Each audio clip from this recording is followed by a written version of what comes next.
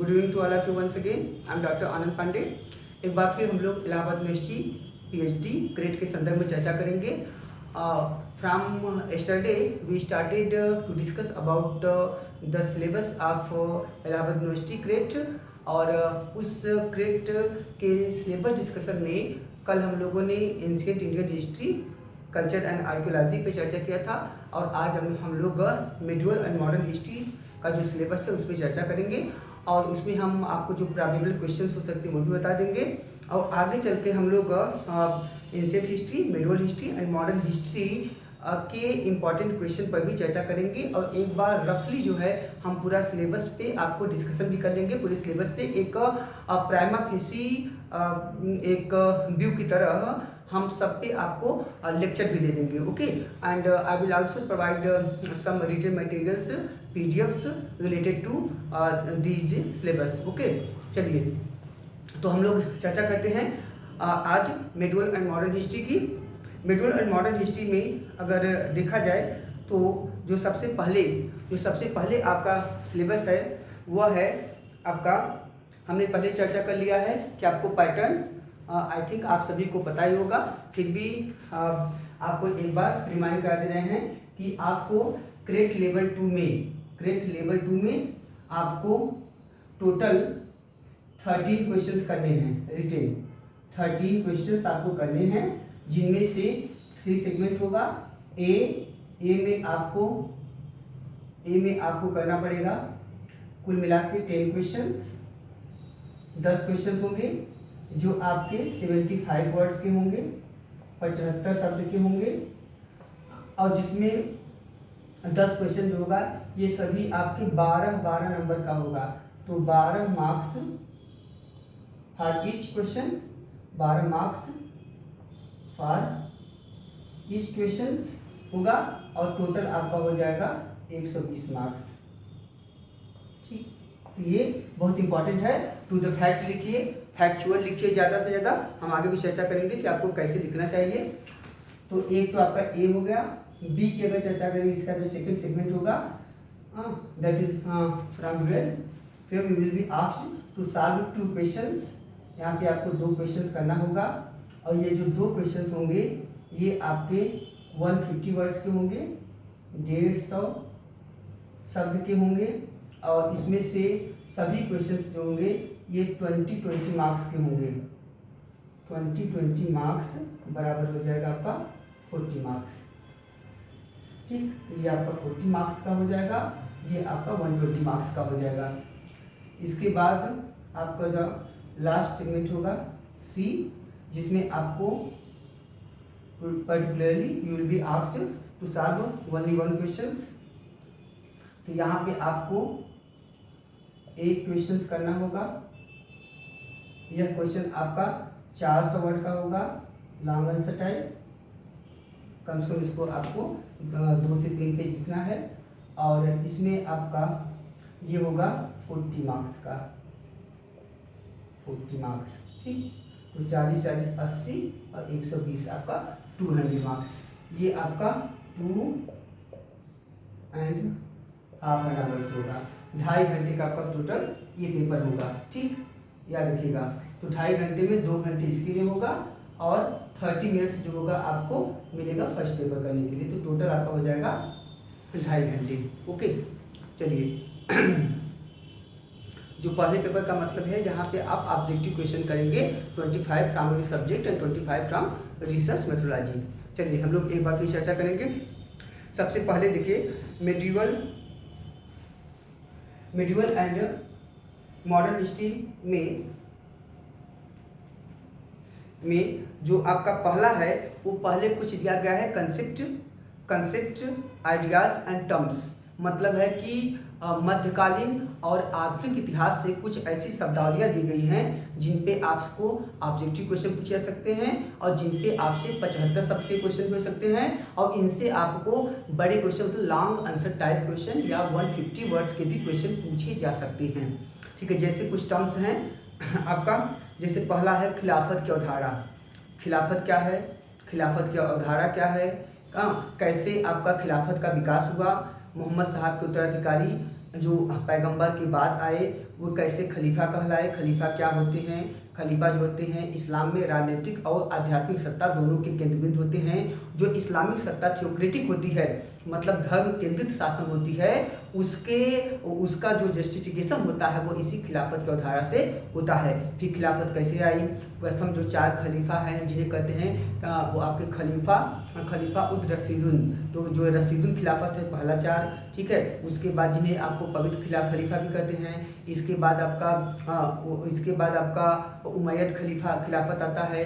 फिर उसके बाद अब्बासी खिलाफत आता है। उसके बाद आपका आता है ऑटोमन खिलाफत। इनको बताइए। फिर जो खलीफा के रेस्टोरेशन के लिए जो आपके खिलाफत आंदोलन हुआ, वहाँ तक आप चाहें इसको बता सकते हैं। खिलाफत आंदोलन जो 1919 में शुरू हुआ और जो एक कमेटी बनाई गई अखिल भारतीय खिलाफत कमेटी, जिसके अध्यक्ष थे गांधी जी। तो वहाँ जो हिंदू मुस्लिम जो एक कल्चरल हार्मनी स्थापित करने का प्रयास किया गया फ्रीडम मूवमेंट के दौरान, उसको भी आप यहाँ पे डिनोट कर सकते हैं। तो मतलब एक खलीफा क्या है, खलीफा कैसे आए, कौन से दिल्ली सल्तनत के शासक हुए जिन्होंने खलीफा को मान्यता दिया, कौन से मुगल शासक हैं, खलीफा को मान्यता दिया कि नहीं दिया, ठीक है। सुल्तान क्या होते हैं, बादशाह क्या होते हैं। हमने खिलाफत एक बहुत बेहतरीन वीडियो बनाया है, अगर आप उसको देखेंगे तो आपको बहुत अच्छा आपका कंसेप्ट क्लियर होगा। ओके, ठीक है। चलिए अगला देखते हैं।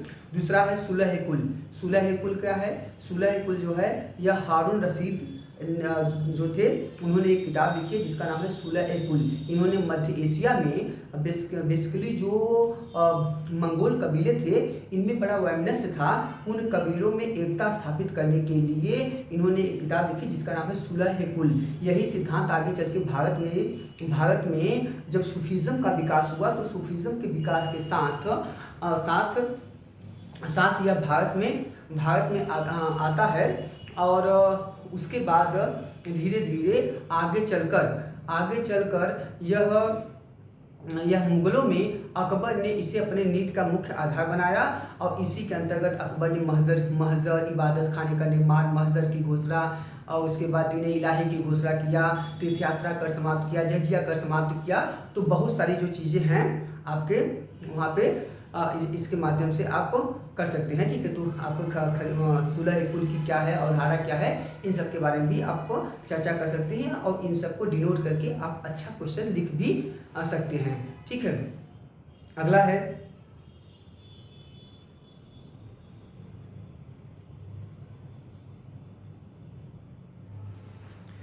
है आपका महाराष्ट्र धर्म। महाराष्ट्र धर्म क्या है और महाराष्ट्र धर्म में जो आपको बिठूर में जो केंद्र बना के इसकी शुरुआत हुई वो क्या है, इसमें धारकरी संप्रदाय क्या है, बारकरी संप्रदाय क्या है, इसमें रामदास का योगदान क्या है, ज्ञानदेव का योगदान क्या है, तुकाराम का क्या योगदान है, बहिनाबाई का क्या योगदान है। तो आप चाहें तो इन सबको लिख सकते हैं। अगला है आपका तुर्काने चहलगानी क्या है, तुर्काने चहलगानी का उल्लेख कहाँ मिलता है।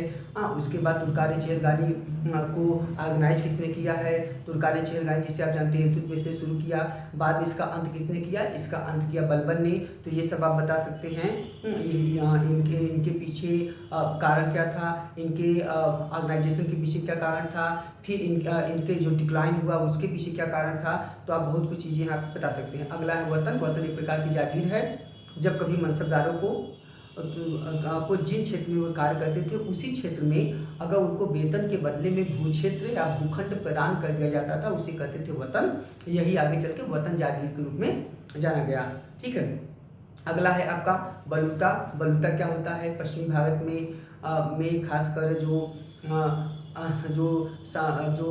ग्रामीण संस्था होती थी, यहाँ पे जो 12 व्यक्तियों की संस्थाएं होती थी तो उन जो 12 जो सेवक होते थे इनको वेतन के बदले में स्थानीय उत्पाद प्रदान किया जाता था, जिसे कहते थे बलूता, इसे कहते थे बलूतेदार या बलूता व्यवस्था। तो बलूता हो गया, अलूटा हो गया, हाँ ठीक है। तो आयगर व्यवस्था हो गया, हाँ, जिसे जो आपके विजयनगर में है वो भी 12 व्यक्तियों का है संस्था। तो इन सबको भी आप देख सकते हैं। एकता व्यवस्था क्या है, एकता सिस्टम की शुरुआत कब हुई, एकता का उल्लेख कहाँ मिलता है।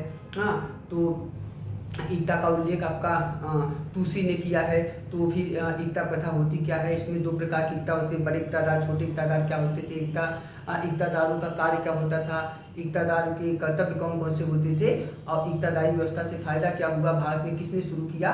तो इल्तुतमिश आदि का उल्लेख यहाँ पे आप कर सकते हैं। अगला है जजिया क्या है, जजिया की शुरुआत कहाँ से हुई। जजिया जो है वो आपका मुख्यतः जो है कब भारत में लाया गया। ये विचारधारा कहाँ से आई, ये अबू हनीफ ने दिया था, इसीलिए जजिया को हनीफी विचारधारा भी कहते हैं। और जजिया भारत में मोहम्मद बिन कासिम ने 712 में सिंध को जीतने के बाद सबसे पहली बार लगाया, लेकिन ब्राह्मणों पर जजिया सबसे पहली बार फिरोज तुगलक ने लगाया। इसके बाद अगर देखा जाए तो जो पहला मुसलमान शासक इन्होंने जजिया को उठाया था, हटाया था, ठीक है, वो बहमनी साम्राज्य के शासक हैं। उसके बाद कश्मीर में जजिया हटाने का पहली बार कार्य किया आपके जो कश्मीर के अकबर कहलाते हैं, जैनुल आबदीन बता सकते हैं। फिर अकबर ने जजिया कब समाप्त किया, 1564 में। फिर कब लगाया, 1567 में। फिर कब समाप्त किया, 1579 में। उसके जस्ट 100 वर्ष बाद फिर से आपके औरंगजेब ने फिर से लगा दिया, ठीक है, मोहम्मद मासूम के कहने पे। तो मतलब बहुत सारे क्वेश्चन हैं। और कि जजिया को भारत में अंतिम रूप से किसने समाप्त किया, अंतिम रूप से समाप्त किया है आपके मोहम्मद शाह रंगीला ने, ठीक है। तो मतलब बहुत सारे क्वेश्चन हो सकते हैं। जजिया क्या है, जिम्मी कैसे कहलाते हैं, हाँ, जजिया की दर क्या है। दिल्ली सल्तनत में जजिया की दर है 10 टंका, 20 टंका, 40 टंका, ठीक है। और दिल्ली और मुगल काल में है 48 दिरहम, 24 दिरहम और 12 दिरहम। तो वहाँ दिरहम चलती थी, यहाँ टंका चलती थी, दोनों का दर अलग अलग है। ओके, चलिए अगला देखते हैं। मददमास एक विशेष प्रकार की भूमि होती है जो कि खासकर किसी धार्मिक संस्था, धार्मिक व्यक्ति को करमुक्त दी जाती है। इसकी शुरुआत इल्तुतमिश ने किया था, ठीक है। तो बहुत सारे मतलब क्वेश्चन है। इसी तरह अमरम है, विजयनगर साम्राज्य की व्यवस्था है। राय रेखो है, हाँ, ये भी आपके विजयनगर साम्राज्य की व्यवस्था है। इसी तरह आपका जंगम है, जो सर्व धर्म के अनुयायी होते हैं उनको जंगम कहते हैं। चौथ है, हाँ, चौथ मतलब आपका मुगल काल की व्यवस्था है, जिसे चौथ जो है वो आपके मराठा साम्राज्य की विशेषता है। चौथ की शुरुआत सबसे पहली बार रामनगर के शासक ने अपने पुर्तगाली प्रजा से वसूला था, ठीक है, इसे पुर्तगाली प्रजा से वसूला था। और चौथ का व्यापक जो प्रयोग किया गया है वह आपके मराठा साम्राज्य में किया गया था। चौथ को मुगलई भी कहते हैं, चौथ को खानदानी भी कहते हैं। कई बार यूजीसी ने अलग अलग जगह पूछा है कि जो चौथ है इसका बंटवारा जो 4 भागों में करते हैं उसका परसेंटेज क्या है।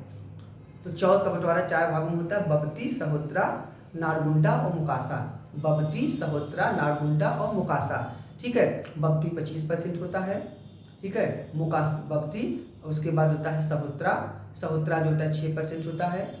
उसके 3% होता है अगला आपका नारगुंडा और 66% होता है मुकासा। अभी पूछेगा किसके किसके लिए मिलाने को आ सकता है, ठीक है। तो ऐसे ही आपको बताना है कि बगती 25% राजा के लिए है, उसके बाद आपका 6% पंच सचिव के लिए है, ठीक है, हाँ। तो ऐसे ही आपको बताना पड़ता है 3% राजा की इच्छा पे है और 66% जो है मराठा सरदारों के लिए है। तो ये हो गया उनका बंटवारा, ठीक है। तो मतलब आप बहुत सारे क्वेश्चंस ऐसे हो सकते हैं। कभी पूछेगा बगती ये जो चौथ है कि इसे किसने गुंडा टैक्स कहा है, सरदेसाई ने। तो ये सब भी उल्लेख आप कर सकते हैं। कुछ आपको हम इस पर अवेलेबल करा देंगे। और हमने इन सबको वीडियो पढ़ाया भी है। तो हमने जितने भी टॉपिक हैं, जितने टर्मोलॉजी हैं, चाहे ग्रेड के हों चाहे यूजीसी नेट जेआरएफ के हैं, वो बहुत ही हाई क्वालिटी का और बहुत ही ऑथेंटिक हमने उसको पढ़ाया है। अगर आप चाहें तो वहाँ से देख के वहाँ से नोट भी कर सकते हैं, ठीक है। वो आपके लिए बेनिफिशियल होगा अगर आप चाहें तो। ओके, चलिए अगला है आपका डायरार्की सिस्टम, मतलब द्वैत शासन क्या होता है, द्वैत शासन की शुरुआत कब हुई, द्वैत शासन के जनक कौन है। द्वैत शासन के जनक है लियोन कर्टियर। द्वैत शासन कब शुरू हुई है, जब बक्सर का युद्ध हुआ तो इलाहाबाद की 2 संधि हुई। इलाहाबाद की प्रथम संधि 12 अगस्त 1765 को, इलाहाबाद की दूसरी संधि 16 अगस्त 1765 को। इसी के बाद जो आपका मुगल बादशाह से और बंगाल के नवाब से जो अंग्रेजों को निजामत और उसका निजामत का अधिकार प्राप्त हुआ, ठीक है, और राजस्व वसूली का। तो जो उनको अधिकार प्राप्त हुआ उसी के बाद उन लोगों ने डायरार्की सिस्टम की शुरुआत किया, ठीक है।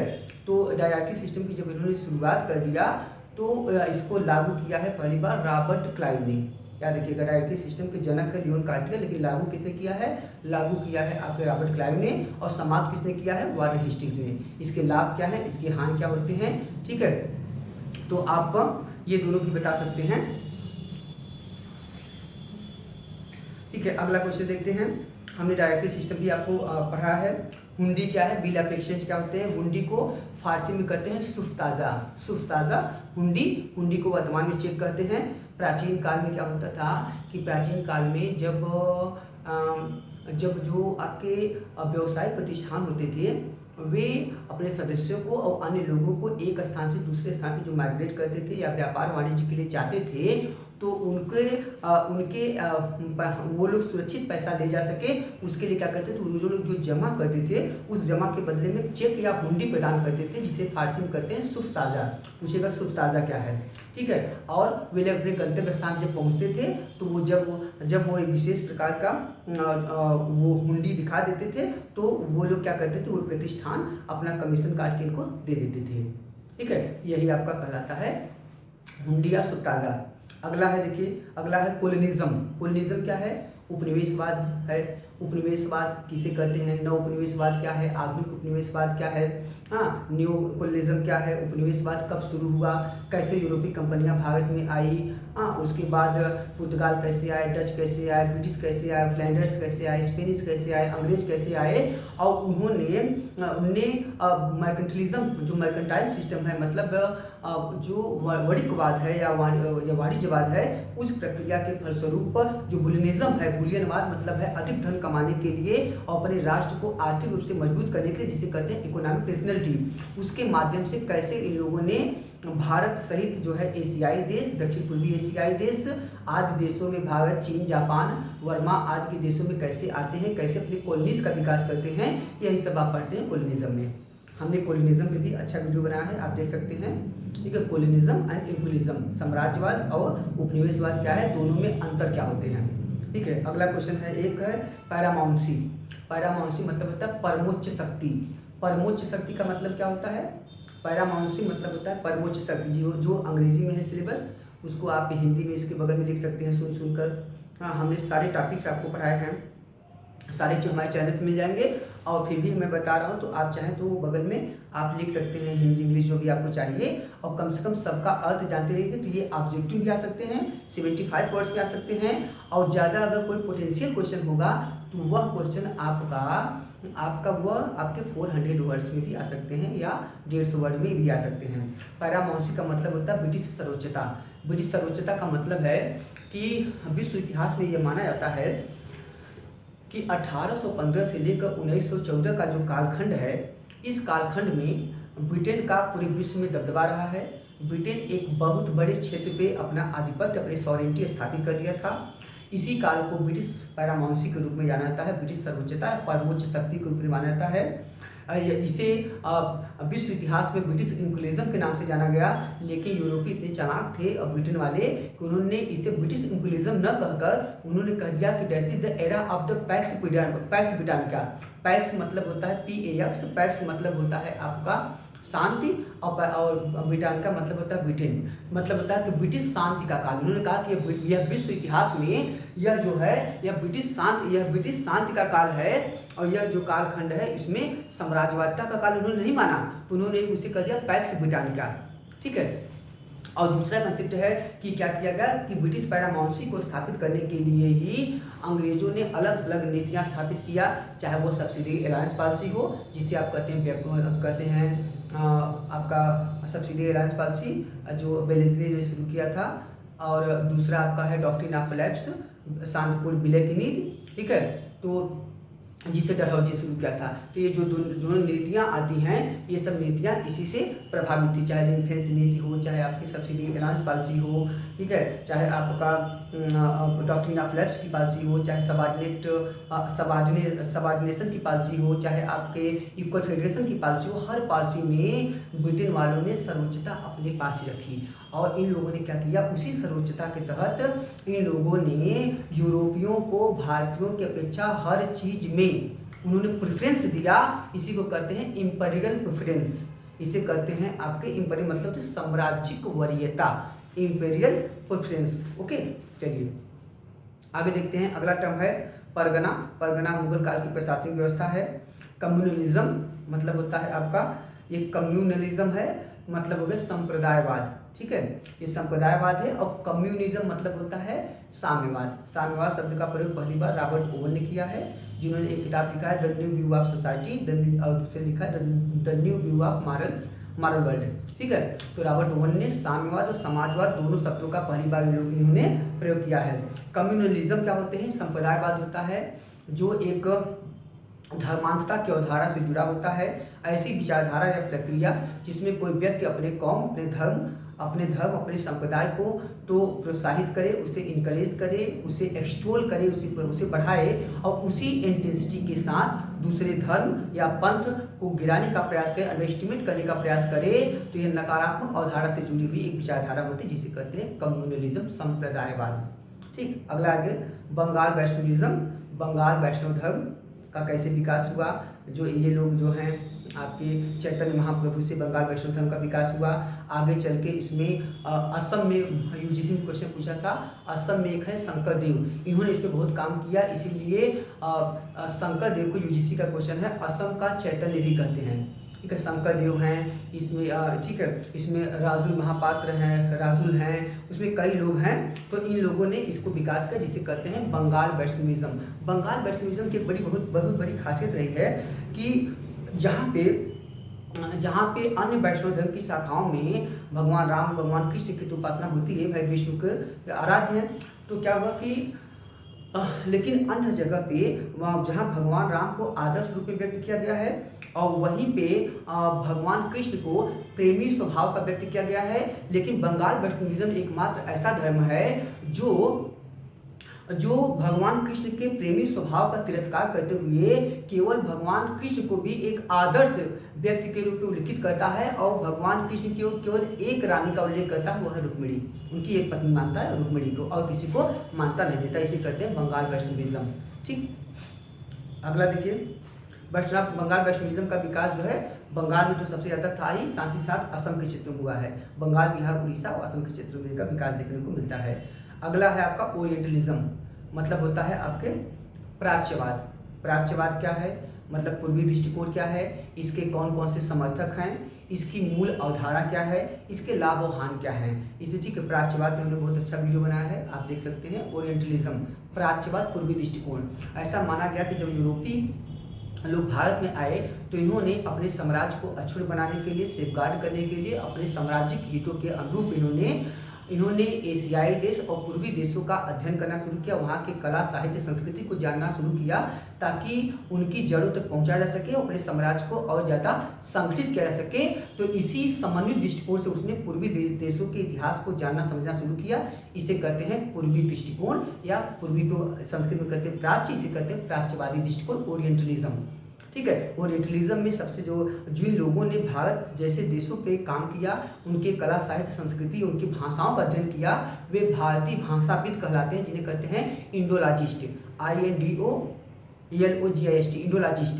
और इस पद्धति को कहते हैं Indology, Indologist and Indology, Indologist and Indology. And William Jones is known as the father of Indology. William Jones को आपका फादर ऑफ इंडोलॉजी कहा जाता है, जिन्होंने चल के आगे अभिज्ञान शाकुंतलम का अंग्रेजी में बात किया, किस नाम से? Shakuntala the fatal dream. Shakuntala the fatal dream के नाम से उन्होंने इसका अनुवाद किया। उन्होंने आगे चल के गीत गोविंद जो जयदेव ने लिखा था उसका भी अंग्रेजी में बात किया। फिर उसके बाद विल्किंस आए, विल्किंस ने जो है आपके उन्होंने भगवत गीता का अंग्रेजी में बात किया, जिसका जो प्रियम्बल है वो वारेन हेस्टिंग्स ने लिखा था। हितोपदेश का इन लोगों ने अनुवाद किया, ठीक है। इन्हीं लोगों के प्रयासों से 1792 में मनुस्मृति का अंग्रेजी में बात किया गया, जिसका नाम था इंस्टीट्यूशंस ऑफ पंडित्स का, इंस्टीट्यूशंस ऑफ हिंदू लॉ। याद रखिएगा, ये हमने 1792 में बात किया है मनुस्मृति का, और मनुस्मृति का पहली बार जो अंग्रेजी अनुवाद हुआ है वह अनुवाद हुआ है 1776 में, 1776 में, जिसे किया है N.K. हेलहेड। N.K. हेलहेड है, N.K. हेलहेड ने जब अनुवाद किया था तो उसका नाम था a code of Gentoo laws. Gentoo is related to gentle, ठीक है। तो यहाँ पे a code of Gentoo laws जो है वह मनुस्मृति का पहला अंग्रेजी अनुवाद है, जिस अनुवाद को किसने किया है? N.K. हेलहेड ने। ओके, चलिए आगे की चर्चा करेंगे।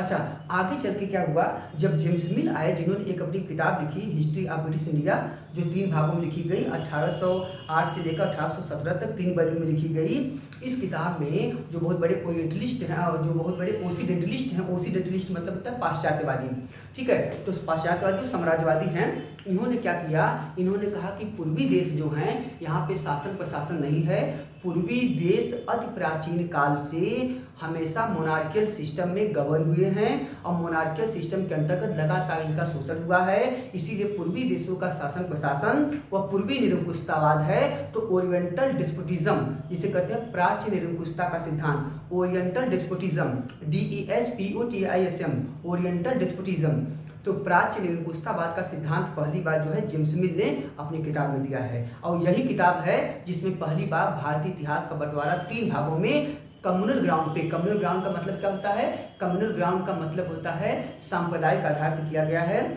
जिसमें प्राचीन काल जो को हिंदू काल, मध्य काल को मुस्लिम काल और तीसरे काल को आधुनिक काल को ब्रिटिश काल कह दिया गया और प्राचीन संस्कृति को हिंदू संस्कृति, मध्य संस्कृति को मुस्लिम संस्कृति और दोनों में हिंदू बना मुस्लिम कर दिया। तो डिवाइड एंड रूल की संकल्पना हमको सबसे पहले वहीं पे देखने को मिल जाती है जो जेम्स मिल ने शुरुआत किया और इसी अवधारणा को जो ओरिएंटल डेस्पोटिज्म प्राच्य निरंकुशतावाद का सिद्धांत जो आपका आता है पहली बार जेम्स मिल की किताब में जिसका नाम है आपका हिस्ट्री ऑफ ब्रिटिश इंडिया, जो 3 वॉल्यूम में लिखी गई है। आगे चल के इसी विचारधारा को कार्ल मार्क्स ने व्यापक इसका उल्लेख किया, कहाँ पे, कार्ल मार्क्स ने अपने एशियन मोड ऑफ प्रोडक्शन, एशियाई उत्पादन पद्धति में, और इसकी व्याख्या करते हुए उन्होंने कहा कि Asian mode of production is just like the theory of Asian dictatorship. उन्होंने कहा कि एशियाई निरंकुशता का सिद्धांत है, एशियाई देशों में निरंकुश शासन पद्धति रही है। एशियाई देश, भारत सहित एशियाई देश जो हैं वे क्या हैं, ये ऑर्थोडॉक्स हैं, रूढ़िवादी हैं, अंधविश्वासी हैं, कंजर्वेटिव हैं, ये जो हैं संवेदनहीन हैं, सेंसिटिवलेस हैं,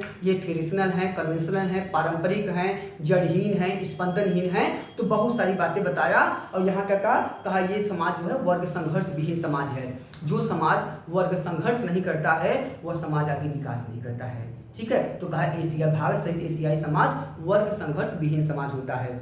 चलिए अगला, हम तो इस पर आपको बहुत लंबा चर्चा करें, अभी हम आपको सामान्य चीज़ें बता दे रहे हैं जिन चीज़ों को आप नोट करके यहाँ लिख सकते हैं और इसका डिटेल जो है आप हमारे चैनल पे सारे पढ़े हैं, आप वहाँ देख सकते हैं और कुछ के जो है मैं आपको नोट्स भी प्रोवाइड कर सकता हूँ। ओके, चलिए आप लोग हमको व्हाट्सअप कर सकते हैं, जिनको सिलेबस चाहिए या जिनको कुछ कंटेंट चाहिए तो हम प्रोवाइड करा देंगे। हमारा व्हाट्सअप है 9336525218, ठीक।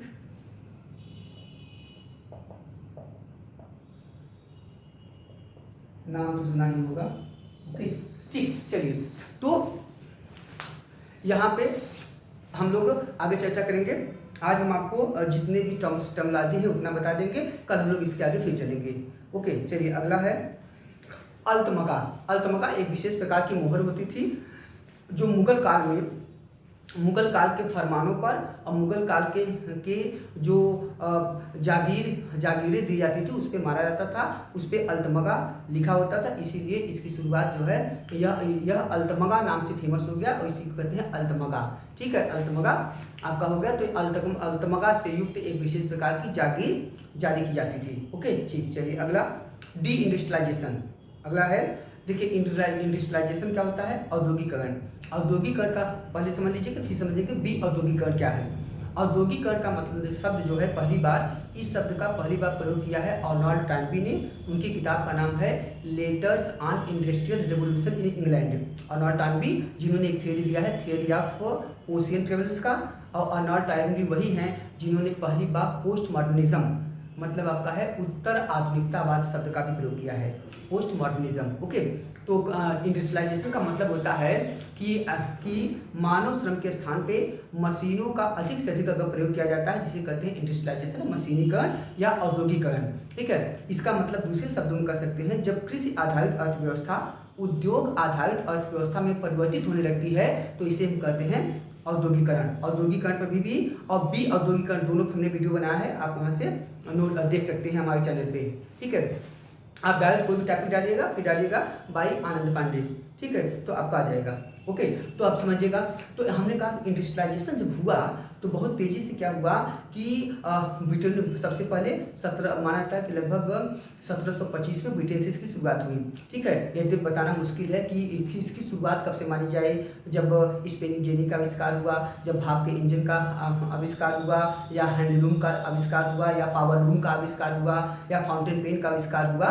ओवरऑल फिर भी एक जो जनरल पर्सपेक्टिव है वह कहता है कि लगभग ब्रिटेन से 1725 में इसकी शुरुआत हुई ओवरऑल। तो जब इंडस्ट्रियलाइजेशन हुआ तो क्या हुआ कि बहुत तेजी से यूरोपीय देशों में मशीनीकरण हुआ। अब मशीन इनके पास अत्यधिक हो गए तो इनको लिए उस मशीन में मैन्युफैक्चरिंग करने के लिए रॉ मटेरियल चाहिए था, कच्चे माल। उस कच्चे माल की तलाश में ये लोग विश्व के अन्य भागों में धीरे धीरे आगे गए और वहाँ पे भौगोलिक खोज किया। जियोग्राफिकल इन्वेंशन के माध्यम से उन लोगों ने क्या किया, अपने साम्राज्यिक हित और अपने देश को मजबूत करने के लिए अधिक से अधिक बुलियन मुद्रा प्राप्त करने के लिए उन देशों में जाकर वहाँ से कच्चा माल प्राप्त किया, उसको फिर से मैन्युफैक्चरिंग करके और उन्हीं देशों को बेचा। इसलिए प्रक्रिया कहलाती है आपका मर्केंटलिज्म, मतलब है वर्णकत्ववाद या वाणिज्यवाद। तो इस प्रक्रिया में जहाँ जहाँ इन लोगों ने अपने कोठियाँ बनाई, वहाँ पे जहाँ पे उन्होंने अपने व्यापारिक केंद्र बनाए, बाद में इन्हीं केंद्रों को उन लोगों ने अपने उपनिवेश बना लिए और बाद में धीरे धीरे राजनीतिक सत्ता में हस्तक्षेप करके इन्हीं क्षेत्रों में अपना साम्राज्य बना लिया।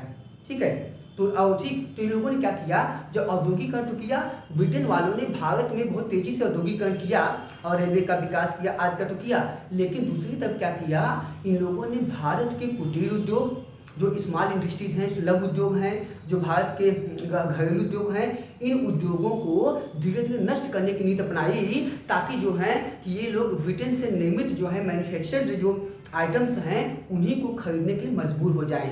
तो इसी प्रक्रिया कहता है बी औद्योगिकरण, ऐसी प्रक्रिया जिसमें किसी भी देश, किसी भी क्षेत्र के स्थानीय उत्पाद, कुटीर उद्योग, लघु उद्योग आदि उद्योगों को धीरे धीरे नष्ट करने का प्रयास किया जाए, उन्हें हतोत्साहित किया जाए, उन्हें डिस्करेज किया जाए, उनके लिए अनुकूल दशाएं न रखा जाए। इस प्रक्रिया को कहते हैं बी औद्योगिकरण। तो ब्रिटेन वालों ने एक तरफ इंडस्ट्रियलाइजेशन अपने सुविधा के लिए किया, अपने हित के लिए किया, जबकि भारतीय परंपरागत उद्योगों को नष्ट करने के लिए डी इंडस्ट्रियलाइजेशन की नीति स्थापित किया। चलिए अगला है आपका सहनाई मंडी। सहनाई मंडी आपको पता ही है, सहनाई मंडी जो है यह अलाउद्दीन खिलजी की बाजार व्यवस्था से जुड़ा हुआ एक प्रश्न है। अलाउद्दीन खिलजी की जो बाजार व्यवस्था चली उसका सबसे प्रमुख जो ऑथेंटिक सोर्स है वह आपका है बर्नी का, जियाउद्दीन बर्नी का ग्रंथ है आपका तारीख फिरोज शाही। दूसरा आपका है अमीर खुसरो का ग्रंथ है खजाइनुल फुतूह। ठीक है, इन सब ग्रंथों में हमको इसके बारे में व्यापक जानकारी मिलती है। ओके, और उसके बाद एक किताब है सूफीज़म का मजलिस खलवत। ठीक है, इन सब किताबों में भी खैरुल मजलिस इन किताबों में इनके बाजार व्यवस्था के बारे में जानकारी मिलती है।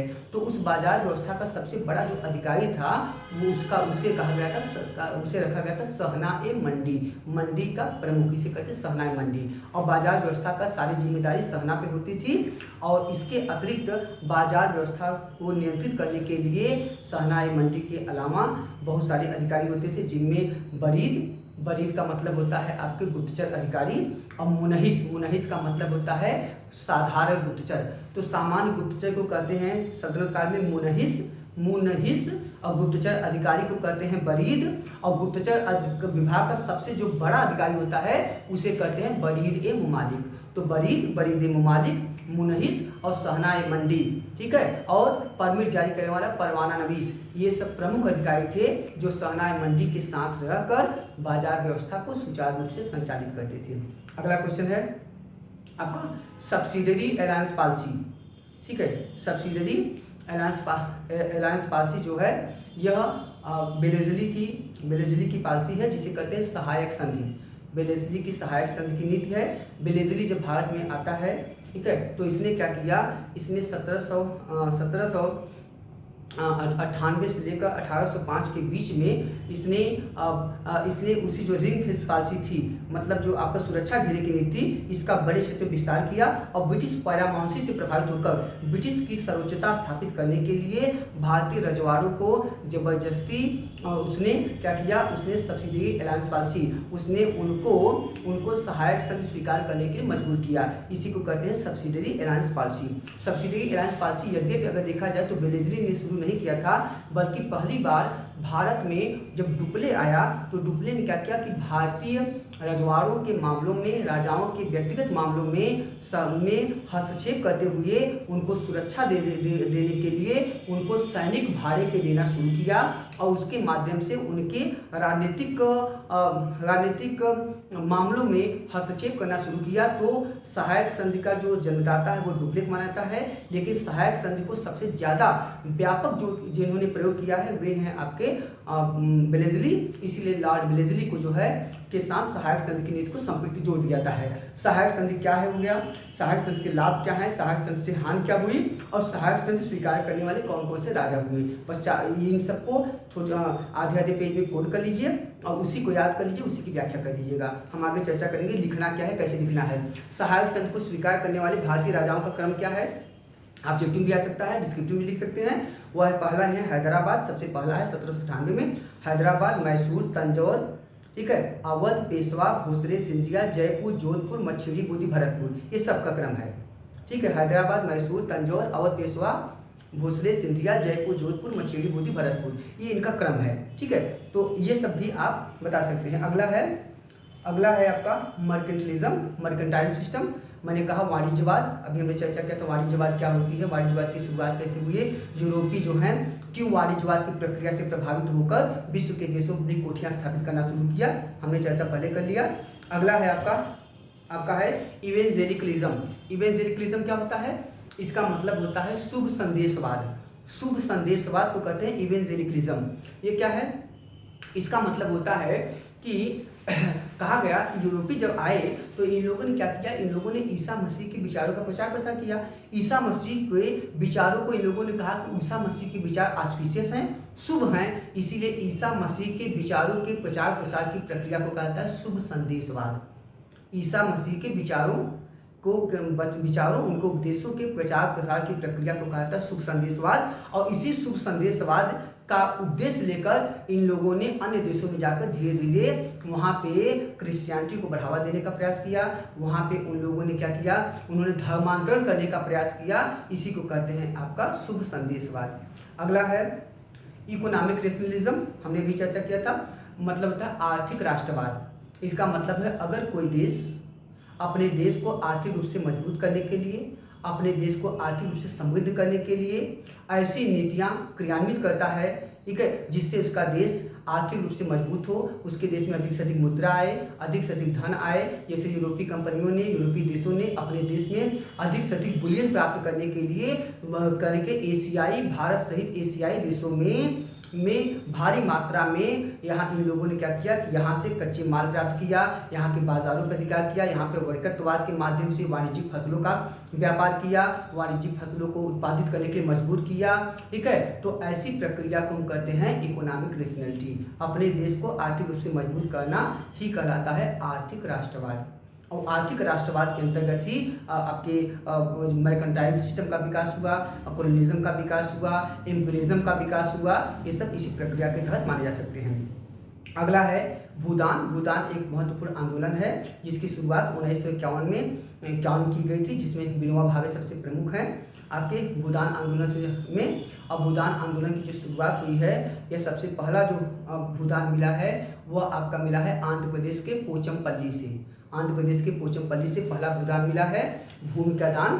ठीक है, तो मतलब होता है निराश्रित और भूमिहीन व्यक्तियों को भूमि प्रदान करने की प्रक्रिया, जिसके माध्यम से लोगों से, रजवाड़ों से और जमींदारों से कहा गया कि वे भूमि का एक हिस्सा जो है दान दे दें और ये निराश्रित लोगों को, भूमिहीन लोगों को प्रदान किया जाए। इसे कहते हैं भूदान की प्रक्रिया। ठीक है, बाद में चल के जब जयप्रकाश नारायण हुए तो उन्होंने क्या किया, उन्होंने भी कांग्रेस से इस्तीफा देने के बाद सक्रिय राजनीति छोड़कर उन्होंने क्या किया, उन्होंने एक आंदोलन शुरू किया जिसका नाम है द टोटल रिवोल्यूशन। ठीक है, संपूर्ण क्रांति का सिद्धांत, the theory of total revolution की शुरुआत किया।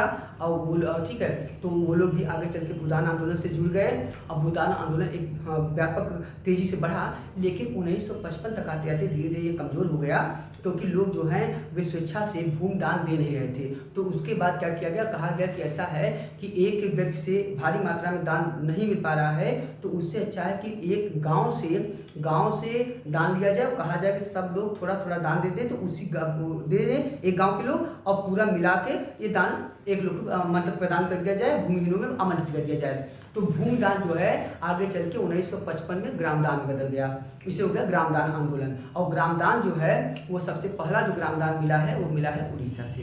ठीक, भूदान ग्रामदान। अगला है इंडियन रेनेसां, मतलब होता है भारतीय पुनर्जागरण। ठीक है, रेनेसां शब्द जो है इसका पहली बार प्रयोग किया है मैक्स वेबर ने। रेनेसां शब्द का पहली बार प्रयोग किया है मैक्स वेबर ने, किस किताब में, इनकी किताब का नाम है प्रोटेस्टेंट टिपिक्स में इस शब्द का प्रयोग हुआ है। रेनेसां मतलब होता है पुनर्जागरण, फिर से जागना। ठीक है, और विदेशी परिप्रेक्ष्य में भी है, चूंकि ये भारतीय परिप्रेक्ष्य में तो यही तक बताएंगे। भारतीय परिप्रेक्ष्य में कहा जाता है कि भारतीय संस्कृति, सभ्यता, कला, साहित्य आदि के क्षेत्रों में जो भारतीय गरिमा रही है, जो भारत की गौरव गाथा रही है, उसको पुनः स्थापित करते हुए एक अच्छे भविष्य के निर्माण की जो प्रक्रिया है वह पुनर्जागरण आंदोलन से जुड़ा हुआ है। जिस आंदोलन के सबसे प्रमुख प्रणेता जो पायनियर पर्सन हैं वे आपके राजा राममोहन राय हैं, इसीलिए उन्हें भारतीय प्रभात का तारा, भारतीय प्रातःकाल का तारा, भारतीय पुनर्जागरण का पिता, ठीक है, बहुत सारा उनको उपाधियाँ दी गई हैं। इसमें उनका सबसे बड़ा योगदान रहा। फिर दूसरा योगदान रहा आपके विवेकानंद जी का, विवेकानंद जी जिन्हें भारत का आध्यात्मिक नेपोलियन भी कहा जाता है। ठीक है, और उसके बाद दूसरा प्रमुख योगदान रहा है दयानंद सरस्वती का, जिन्हें आपका उत्तर भारत का मार्टिन लूथर किंग कहा जाता है, जिन्हें अबरारे आजम कहा जाता है, जिन्होंने सत्याग्रह प्रकाश लिखा है जिसमें पहली बार स्वदेशी और स्वराज शब्द का उल्लेख आता है, जिन्होंने वेदों की ओर लौटो का नारा दिया, जिन्होंने भारत भारतीयों के लिए है इसका पहली बार इन्होंने नारा दिया। तो बहुत सारे आप इनको जोड़ सकते हैं। इसी तरह मुसलमानों में जो पुनर्जागरण आंदोलन को बढ़ावा दिया वे हैं आपके अब्दुल लतीफ़ हैं, जो ठीक है बंगाल में मुसलमानों के मुस्लिम पुनर्जागरण के पिता कहे जाते हैं। महाराष्ट्र के क्षेत्रों में सबसे काम किया आपके महादेव गोविंद रानाडे, जिन्हें महाराष्ट्र का अरस्तु भी कहते हैं। तो महाराष्ट्र के क्षेत्रों में पुनर्जागरण की क्रांति को सबसे ज़्यादा बढ़ावा इन्होंने दिया। तो मतलब ये सब है भारतीय पुनर्जागरण की प्रक्रिया से जुड़े हुए व्यक्तित्व हैं, इनको भी आप डिनोट कर सकते हैं। अगला आपका है पंचशील एक अवधारणा है जो कि बौद्ध धर्म के अवदम पिटक ग्रंथ से ली गई है। और ये पंचशील जो है आगे चलकर भारत और चाइना के बीच में एक संधि हुई, जो कि तिब्बत के प्रश्न को लेकर, तिब्बत के व्यापार वाणिज्य को लेकर किया गया था। 1954 में है। पंचशील 5 बातों पे आधारित अवधारणा है, ठीक है, जिसमें नेहरू जी और चाउ एन लाई ने इस पर सिग्नेचर किया। इसी को कहते हैं पंचशील की विचारधारा। यह बाद में चल के नेहरू जी के विदेशी व्यापार और वैदेशिक नीति का एक मुख्य आधार भी बन गया। अगला है इकोनॉमिक ड्रेन ऑफ वेल्थ, मतलब हो गया आपका धन निष्कासन का सिद्धांत। इसे कहते हैं धन उत्सारण का सिद्धांत, इसे कहते हैं धन बहिर्गमन का सिद्धांत। यह जो धन उत्सारण या धन बहिर्गमन का सिद्धांत है, यह दादा भाई नौरोजी ने पहली बार दिया था। और उनकी एक किताब थी जिस किताब में पहली बार यह कंसेप्ट आया था, वह किताब है इंग्लैंड्स डेब्ट टू इंडिया। पहली बार ड्रेन ऑफ वेल्थ की अवधारणा आई है, धन निष्कासन का सिद्धांत, ठीक है। और इसकी व्यापक व्याख्या चल के दादा भाई नौरोजी ने आगे चल के किसमें किया, उन्होंने किताब लिखा wants and means of India. अगली उन्होंने किताब लिखा द कॉमर्स ऑफ इंडिया। और इसकी व्यापक व्याख्या चल के 1901 उन्होंने क्या किताब लिखी जिसका नाम है poverty and un British rule in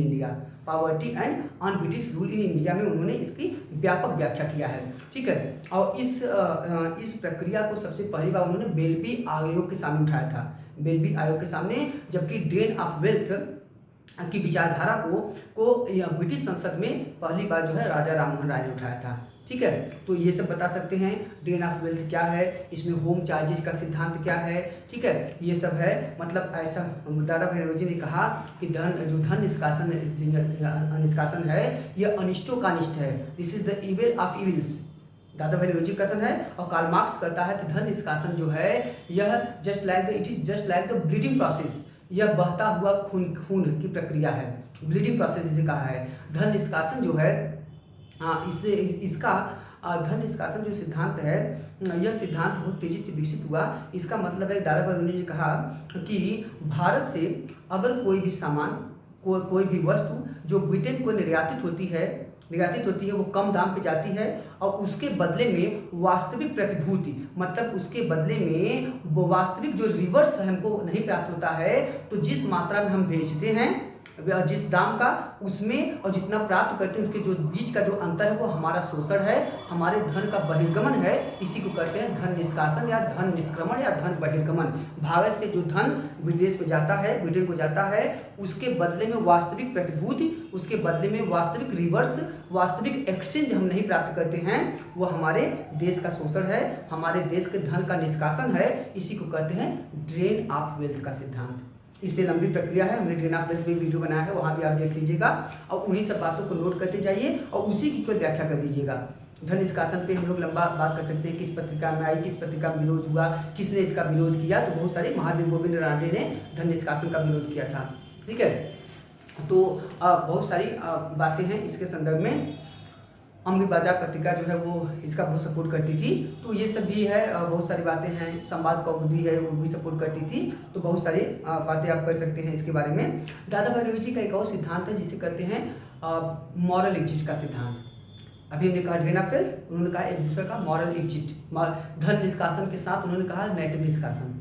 नैतिक निष्कासन का क्या है, कहा कि भारतीयों का अपने ही देश में ब्रिटेन द्वारा गैर देशी व्यक्तियों की तरह गैर देशी व्यक्तियों की तरह जो इनके साथ बिहेवियर होता है, जो उनके साथ बिहेव किया जा रहा है, और भारतीयों को अपने ही देश में बहुत सारी सेवाओं से वंचित किया गया। भारतीयों को अपने देश में सम्मानपूर्वक नहीं जीने दिया जा रहा है, भारतीयों का प्रमोशन नहीं किया जा रहा है, भारतीयों को अपने देश की संसाधनों तक उनकी पहुंच को रोका जा रहा है। ये वास्तव में उनको नैतिक रूप से कमजोर करना है। ये उनका नैतिक निष्कासन है जो धन निष्कासन से भी अधिक खतरनाक होता है। इसे कहते हैं मॉरल एग्जिट का सिद्धांत। अगला है आपका मिक्स्ड इकोनॉमी। ठीक है, जेएम किन्स का है सिद्धांत। जेएम किन्स का सिद्धांत है मिक्स्ड इकोनॉमी।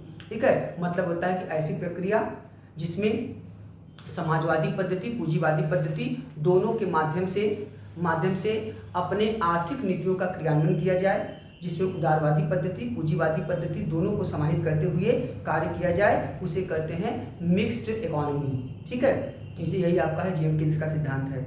अगला है Hindu code bill. Hindu code bill बहुत विवादित मुद्दा रहा है, जो हिंदुओं का एक प्रकार से जो प्राचीन काल में बहुत सारे स्मृति ग्रंथ लिखे गए, धर्मसूत्र ग्रंथ लिखे गए, बहुत सारे जो हैं अन्य ग्रंथ लिखे गए। इन्हीं सब ग्रंथ जो हैं वास्तव में हिंदू धर्म के एक प्रकार से कानूनी ग्रंथ हैं।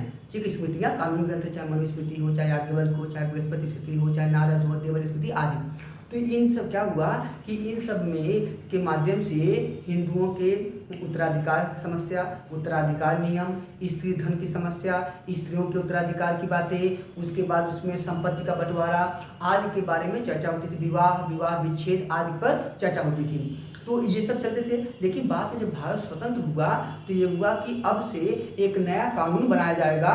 ठीक है, हिंदुओं के लिए अलग, जिसे कहा गया हिंदू कोड बिल। अब जो हिंदू कोड बिल बनाया जाएगा इस पे बड़ा विवाद हो गया।